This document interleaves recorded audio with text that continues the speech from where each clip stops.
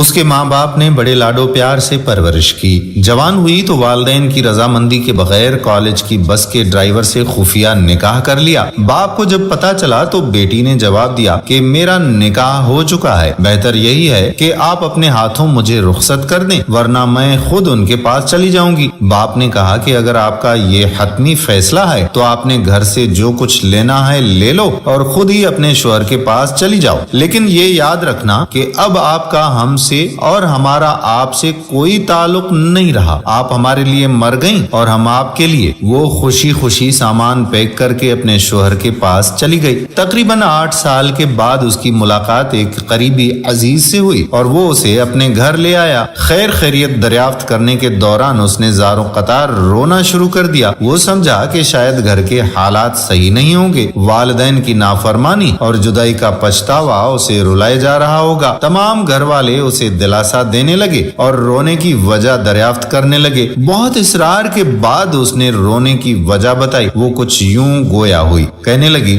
کہ میں نے والدین کی نافرمانی کی، ان سے تمام تعلقات ختم ہو گئے۔ اس کا پچھتاوا تو مجھے ساری زندگی رہے گا۔ مالی لحاظ سے بھی مجھے کوئی پریشانی نہیں ہے، اللہ کا دیا ہوا سب کچھ موجود ہے، لیکن میرے لیے جو سب سے زیادہ تکلیف دہ بات ہے وہ کچھ اور ہے۔ میری صرف ایک ہی بیٹی ہے۔ میرے شوہر جب نماز پڑھنے کے بعد دعا مانگتے ہیں تو میں نے چپکے سے کئی بار ان کی دعا سنی ہے۔ وہ روتے ہوئے اور گڑ گڑاتے ہوئے اللہ پاک سے صرف ایک ہی دعا مانگ رہے ہوتے ہیں کہ یا اللہ میری بیٹی ماں پہ نہ جائے، یا اللہ یہ اپنی ماں کی طرح گھر سے بھاگ کے کبھی شادی نہ کرے، یہ اپنی ماں کی طرح اپنے والدین کی عزت کو کبھی رسوا نہ کرے۔ یہ دعا تمام لڑکوں اور تمام لڑکیوں کے لیے ایک پیغام ہے، ایک نصیحت اور ایک اعلان ہے۔ اگر کوئی سمجھے تو اللہ پاک کسی بھی ماں باپ کو اپنی اولاد کی رسوائی سے بچائے۔ آمین ثم آمین